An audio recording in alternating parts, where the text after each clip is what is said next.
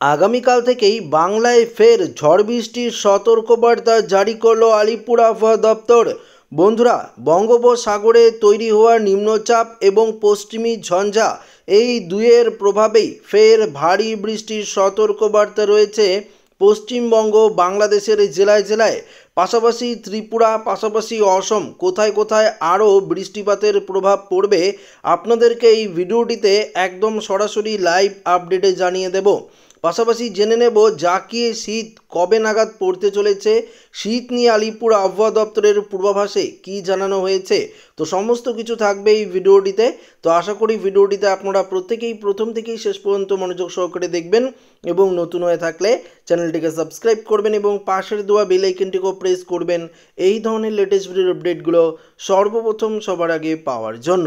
তো বন্ধুরা, এই মুহূর্তে উপগ্রহ চিত্রের পরিস্থিতি আপনারা দেখতে পাচ্ছেন। আমাদের পশ্চিমবঙ্গ সম্পূর্ণরূপে মেঘমুক্ত রয়েছে, অর্থাৎ কোথাও কোনো রকম বৃষ্টিপাতের যে সম্ভাবনা সেটা কিন্তু আমরা এই মুহূর্তে দেখতে পাচ্ছি না।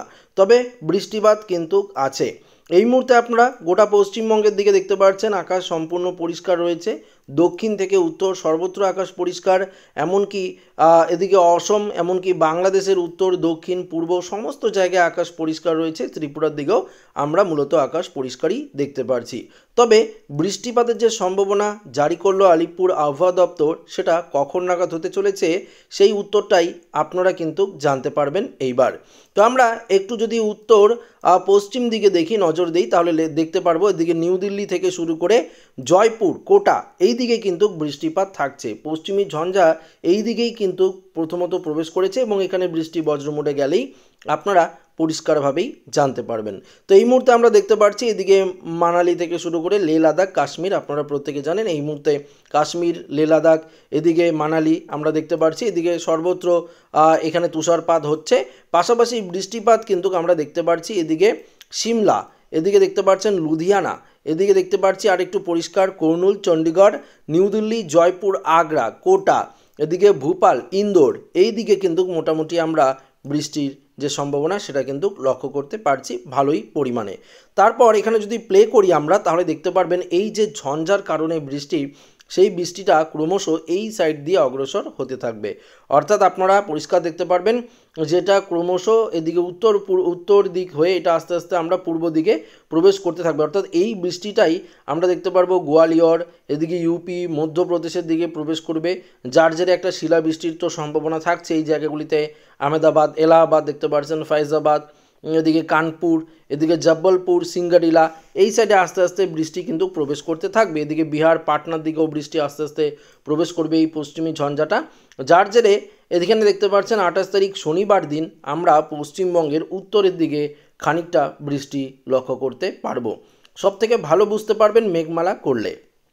মেঘমালা করে নিলাম, এখানে পরিষ্কার দেখতে পাচ্ছেন যে 28 তারিখ শনিবার দিন আমরা দেখতে পাচ্ছি এদিকে বিশেষ করে যদি দেখি দেখতে পাচ্ছেন এদিকে কিষানগঞ্জ, করণদিঘি, ইসলামপুর, এদিকে দার্জিলিং, গ্যাংটক, কালিম্পং থেকে শুরু করে ওদলাবাড়ি, কার্শিয়াং, নকশালবাড়ি, শিলিগুড়ি, জলপাইগুড়ি, ধূপগুড়ি, এদিকে জয়গাঁও, আলিপুরদুয়ার সংলগ্ন বেশ কয়েকটি জেলায় আমরা এখানে আরও প্লে করলে দেখতে পারবেন আস্তে আস্তে এই বৃষ্টির যে এরিয়া সেটা কিন্তু অনেকটা জায়গা জুড়ে ক্যাপচার হবে। মেঘ প্রবেশ করবে, ঘন কালো মেঘ, এবং আলিপুরদুয়ার, কোচবিহার, শীতলকুচি, দিনহাটা এদিকে দেখতে পাচ্ছেন এই সাইডে কিন্তু ক্রমশ মেঘ প্রবেশ করবে এবং মেঘলা আকাশ, কিছুটা বৃষ্টির সম্ভাবনাও থাকছে রাতের দিকে।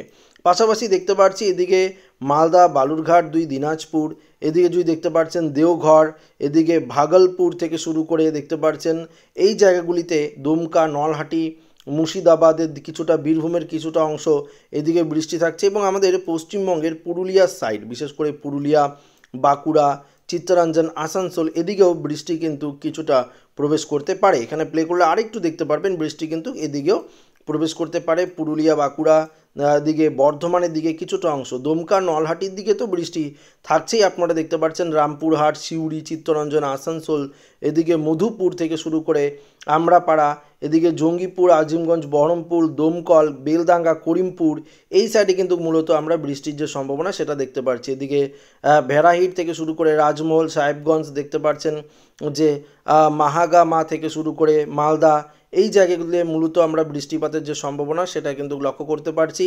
আর একটু প্লে করলে দেখতে পারবেন এই বৃষ্টি মালদায় প্রবেশ করে যাচ্ছে এবং আমাদের মুর্শিদাবাদ বীরভূমের দিকে ভালো পরিমাণে প্রবেশ করবে। তো কৃষক যারা কৃষিকাজ করছেন এই মুহূর্তে তো আলু চাষ হচ্ছে, তো এই বৃষ্টিটা কিন্তু আলু চাষের পক্ষে অনেকটাই ক্ষতিকর হতে পারে। তাই আগাম সতর্কবার্তা হিসাবে এই আপডেটটি আপনাদের জন্য প্রত্যেকের জন্যই গুরুত্বপূর্ণ হতে চলেছে। তো আপনাদের কাছে আরেকটি রিকোয়েস্ট রইল, আপনারা যারা এই ভিডিওটি দেখছেন বেশি পরিমাণে হোয়াটসঅ্যাপ, ফেসবুক থেকে শুরু করে সমস্ত জায়গায় শেয়ার করবেন, কেননা অনেকেই যারা কৃষিকাজ করে যারা জীবিকা নির্বাহ করে তাদের ক্ষেত্রে এই ভিডিওটি খুবই গুরুত্বপূর্ণ হতে চলেছে। কেননা এই আপডেটটি যদি তারা আজকে দেখে তাহলে কিন্তু আগামীকাল একটা যথোপযুক্ত ব্যবস্থা তারা করতে পারবে এবং তাদের যে ক্ষতি সেই ক্ষতির হাত থেকে কিন্তু কিছুটা তারা রেহাইও পেতে পারে। অন্যদিকে আপনাদেরকে জানিয়ে দিচ্ছি, এদিকে দেখতে পাচ্ছেন বাংলাদেশের দিকে রংপুর, চাররাজীবপুর, ঘোড়াঘাট, মহাদেবপুর, বগুড়া, এদিকে সিরাজগঞ্জ, সিংড়া, রাজশাহী, মেরপুর, পাবনা এদিকেও কিন্তু খানিকটা মেঘ কিন্তু প্রবেশ করবে, কিন্তু বৃষ্টিপাতের সম্ভাবনা কিছুটা কম রয়েছে বাংলাদেশে। হালকা পশলা হলেও হতে পারে, যে জায়গাগুলি বললাম সেখানে হালকা পশলা হলেও হতে পারে, সেটা 28 তারিখ এবং 29 তারিখ এই 2 দিনই কিন্তু কিছুটা বৃষ্টিপাতের সম্ভাবনা থাকছে। পরবর্তীতে মোটামুটি আবারও আকাশ পরিষ্কারই থাকছে, সেভাবে আর কোনো বৃষ্টিপাতের সম্ভাবনা কিন্তু আমরা দেখতে পাচ্ছি না। অর্থাৎ পশ্চিমবঙ্গ, বাংলাদেশ, এদিকে ত্রিপুরা থেকে শুরু করে অসম এদিকে সম্পূর্ণ মেঘমুক্ত আকাশই আমরা পরবর্তী লক্ষ্য করতে পারছি। কোনো রকমভাবে বৃষ্টিপাতের অ্যালার্ট নেই, কিন্তু আবারও একটি ঘূর্ণাবর্ত বা নিম্নচাপের মতন পরিস্থিতি তৈরি হতে পারে। আপনাদেরকে এই বিষয়ে আগে বারবার ভিডিওতে আপনাদেরকে জানিয়েছিলাম যে আবারও একটি ঘূর্ণাবর্ত বা নিম্নচাপ আমাদের বঙ্গোপসাগরে তৈরি হতে পারে, সেটা কিন্তু জানুয়ারি মাস নাগাদ বা ডিসেম্বরের শেষের দিকেও হতে পারে। বঙ্গোপসাগরে প্রবেশ করতে পারে দক্ষিণ চীন সাগর থেকে একটা বায়ুর ঝাপটা দেখতে পাচ্ছেন। এই যে বায়ুর ঝাপটাটা আপনারা দেখতে পাচ্ছেন, এদিকে এই যে দক্ষিণ চীন সাগর এই সাইড থেকে কিন্তু আস্তে আস্তে এই যে বায়ুর ঝাপটাটা সেটা কিন্তু আমাদের বঙ্গোপসাগরে এসে একটি ঘূর্ণাবর্ত বা নিম্নচাপের আবারও কিন্তু সৃষ্টি নিতে পারে, সেটা কিন্তু আমরা দেখতে পাচ্ছি। সেই 29 তারিখ থেকে 30 তারিখ নাগাদ আবারও একটি নিম্নচাপ তৈরি হওয়ার সম্ভাবনা কিন্তু রয়েছে, যেই নিম্নচাপের কারণে আবারও কিন্তু তামিলনাড়ু এবং অন্ধ্র উপকূলে বেশ খানিকটা বৃষ্টিপাতের সম্ভাবনা কিন্তু আমরা দেখতে পারছি। বৃষ্টি বজ্র মোডে গেলেই দেখতে পারবেন আবারও এই তামিলনাড়ু, অন্ধ্র উপকূলের দিকে 30 তারিখ এবং বিশেষ করে 31 তারিখের দিকে এই যে নিম্নচাপ বা ঘূর্ণাবর্ত এর কারণে কিছুটা আবারও বৃষ্টিপাতের সম্ভাবনা রয়েছে। তো বুঝতে পারছেন, একদিকে যে এই শীতের মরশুমে যদি এই বৃষ্টিপাত হয় তাহলে তো ক্ষয়ক্ষতি হবেই, বিশেষ করে কৃষকদের তো ক্ষয়ক্ষতির সম্ভাবনা থাকছে। আবার এই বৃষ্টির জেরে কিছুটা আবহাওয়ার পরিবর্তনও কিন্তু হয়ে যাবে, কেননা এই বৃষ্টিপাত যদি হয় তাহলে পশ্চিমী ঝঞ্ঝার কারণে শীত বাধাপ্রাপ্ত হচ্ছে এবং শীত সেইভাবে প্রবেশ করতে পারছে না। তো আবহাওয়ার অনেকটাই পরিবর্তন কিন্তু হয়ে যাচ্ছে, বিশেষ করে আমাদের পশ্চিমবঙ্গে এবং উত্তরবঙ্গেও তাপমাত্রা কিন্তু এই মুহূর্তে যেই হারে কমার কথা সেই অনুযায়ী তাপমাত্রা উল্টে কিন্তু বেড়ে যাচ্ছে। অর্থাৎ তাপমাত্রার এই বৃদ্ধির কারণে আবহাওয়ার কিন্তু অনেকটাই পরিবর্তন আমরা কিন্তু লক্ষ্য করতে পারছি। কিন্তু আপনারা এদিকে লক্ষ্য করলে দেখতে পারবেন আবারও দক্ষিণ চীন সাগরে একটি ঘূর্ণিঝড়ের মতন পরিস্থিতিও কিন্তু তৈরি হয়ে যাচ্ছে।